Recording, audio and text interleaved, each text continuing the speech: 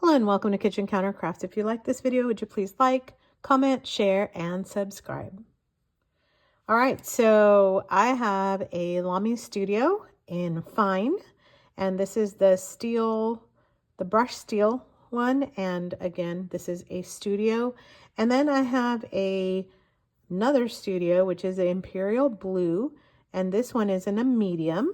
And then I have in the box a LAMY Studio Special Edition 2023 Rose, and that's an EF, and that's from Endless Pens. So I figured I have a medium that I borrowed, a fine and an extra fine that are mine. So I thought I'd go ahead and do a video for you on the LAMY Studio. So this is a pen that I've had now for several weeks, over a month, and I wanted to actually use it and just see how I feel about it before I did a like any kind of a video for you. I was gonna do an unboxing, but sometimes you don't know anything, like you can't get the feel from it, like as far as what that pen is like. So just a couple things about this. Like I mentioned, it has a brushed steel finish, and then this one has a rubber grip.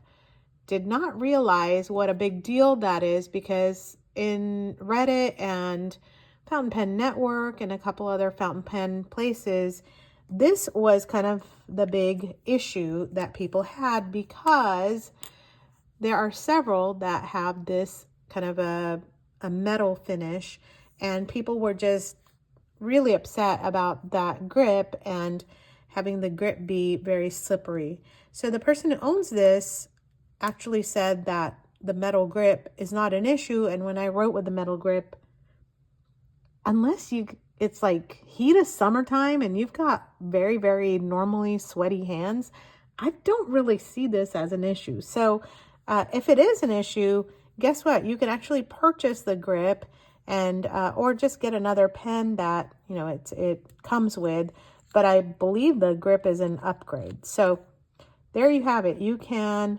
actually change that grip out and utilize it that way. All right, so let's talk about this pen. So not only is the grip a thing, it's a snap cap. So I'm gonna just come in on this. So a very nice, pleasant snap cap. Some people say there's like moves or does stuff. Neither one of these. I mean, they're pretty nice and secure. You've got that German, what is it, like Bauhaus kind of a design where it's like super, it reminds me of the LAMY 2000 in the way the feel is. It's very understated, very simplistic, so minimalistic design. So it has the LAMY logo right there. There you go. Now you can see it. And then people talk about this clip. There's no finial, literally no bells or whistles to this pen. So just kind of the steel in there. But this clip, many people call it the propeller clip. I kind of feel like it's like the opposite of the pelican bill. So it's like a sideways bill instead of like straight up and down. Anyway, really interesting clip. The clip is also an issue for people, where right at where the clip meets the barrel, for this brushed silver, I mean the brushed steel, it has no issues, but apparently it can create some chipping here in the lacquer. Also, people say the chipping can occur right here where the connection is of the cap and the body. So just know that there's some issues to this. I don't really feel or see anything. I don't know. I don't see it. Maybe I'm not that picky. I don't know. On the back, there's a little notch right there. So I can kind of feel it there. And the cool thing is, if you are somebody who likes to post their cap, you can actually feel it and hear it. It'll snap onto your cap and actually adhere to this clip. So it's kind of magical in the way that happens.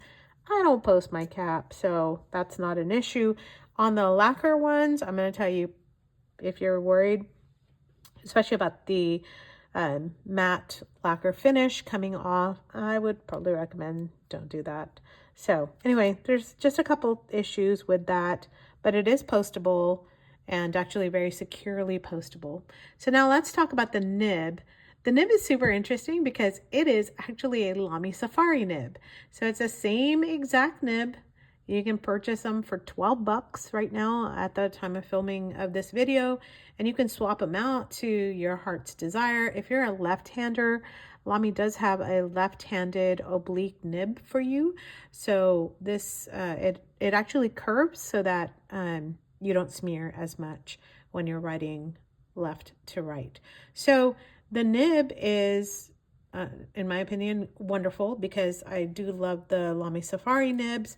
And so this is basically, you get a nicer body and you get kind of an upgrade to the LAMY Safari, kind of the plastic feel, right? So I don't know if you can tell, but mine already has a couple scratches on it. Just a few, I don't really care. It's the brushed steel. So I feel like the scratches add a little flair and like somebody actually used a pen. So for me, I don't know, not really an issue. So I'm going to do a writing comparison in just a moment. Let me just measure these out for you. So grab my ruler. So the body of the pen, while it is capped, is right at 5.5 inches. If you take the cap off, it is right at 5 inches. So if you wanted, move this here. Let's take a look with other pens in the same range. So this pen can be had for, I think it's like, depending on if you get it on sale or whatever, like $55 to about $70 US. So I think it's the next like 50-ish, $50-$60 range pen, which I have to say it looks really beautiful for that. So I want to try and compare next to about, you know, $50, $60, $65 ranges. So this is a TWSBI ALR, and so that's almost identical in size. This one is a TWSBI Eco, which is half the price of the ALR because it does not have metal components. It's about $35 to $40. And then I have the Diplomat Traveler, which is one of my favorites, always inked, and that is a little bit smaller and definitely a lot thinner, as you can tell, next to this pen. So for this, you know, my husband calls this one like a lady's pen. So if you are interested, this one also runs about $60-ish, I want to say. So I think this one is way more substantial, and I'm getting ink on it. That is great. So anyway, there's the sizes. So let's do it uncapped. So you can see this one is smaller, just a little bit larger, and just about a little bit larger. So very unscientific comparison for you. You're welcome. But, you know, almost everybody has a TWSBI, so I try to use the TWSBI so that you can at least get a good feel for that. So now let's go ahead and look at my rose, which I just opened but have not unboxed. And so we're going to actually ink it up. All right, so this is how it comes, at least from Endless Pens. I was also told like different pen places kind of have to purchase their own boxes a lot of times. So it could vary on what yours shows up. By the way, just a pet peeve, all right? LAMY boxes have no, it does not say like what nib size, no nothing. So you're going to have to write your own label so that you can remember what the heck it was and what size nib, etc., etc. Especially for your LAMY 2000, it does not tell you. So anyway, it's got a little LAMY brochure, a little sponge, I don't know, for like washing dishes. I'm just kidding. It's to hold the pen in place. And then it came with a converter, which is super nice. And then the pink pen. Very pretty. So pretty. I am not really a cartridge person. I like my converters just because A, I can just wash them out. B, just don't have to keep refilling. I don't know. I just have to have a converter with everything. So It's very nice when you get a converter. All right, so as I mentioned, this, no, I didn't mention, LAMY pens usually have a proprietary converter, and usually there's like a little notch or a ridge that falls into place, but this does not have that. And I'm going to fill it with Yama Budo. I know it's not going to be apples to apples, so y'all, this is, oh, I can't open it. All right, could not get that open. Yes, my Yama Budo is all very well loved and used.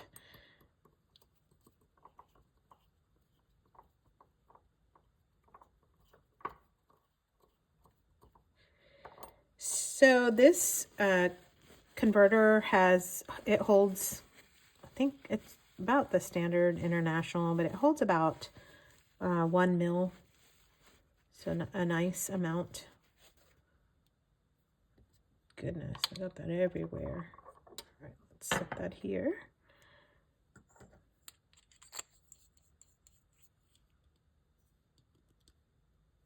All right.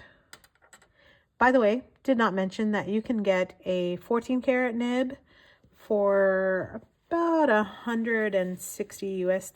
So basically you're just getting, you know, LAMY gold.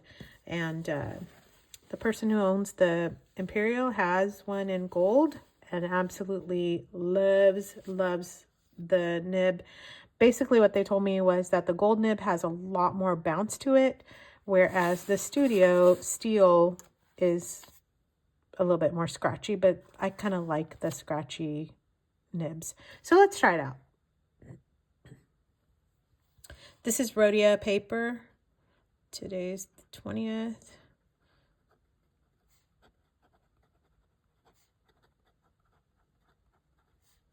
So this is going to be the EF. And this is Iroshizuku.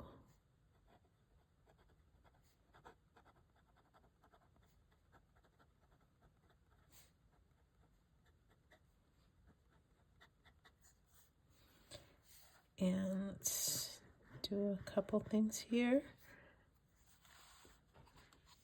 And a writing test.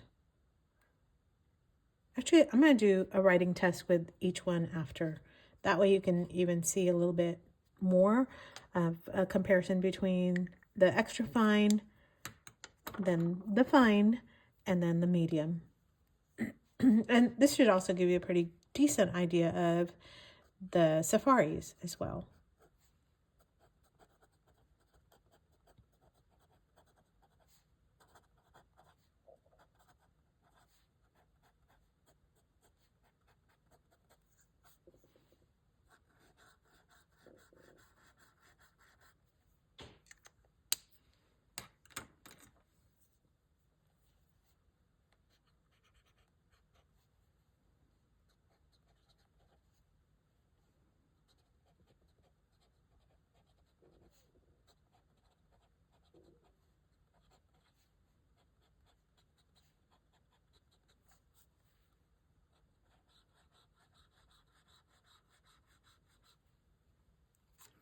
Don't know if you can hear the feedback on these. It's actually very gentle feedback.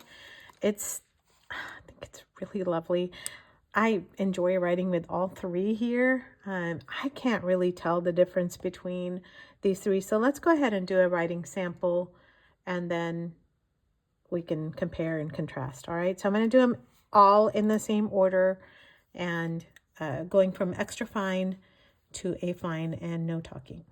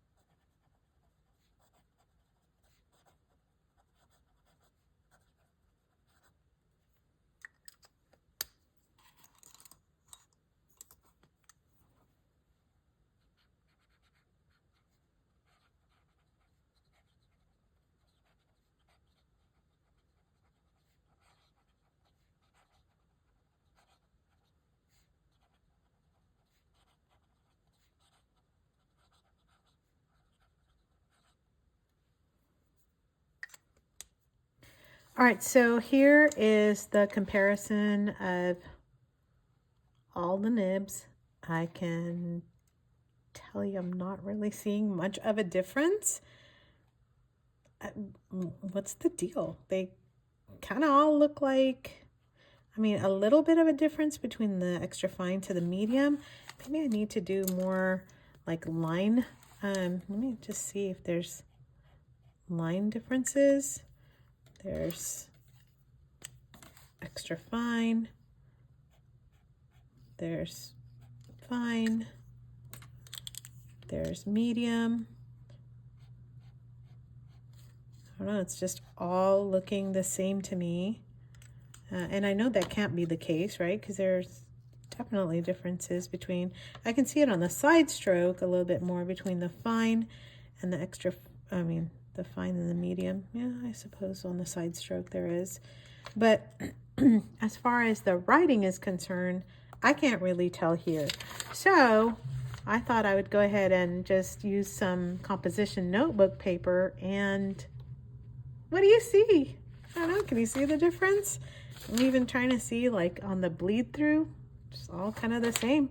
So again, I know it's not apples to apples. It's all Iroshizuku ink. So you have a good flowing ink that is, you know, similar in properties, but I don't know which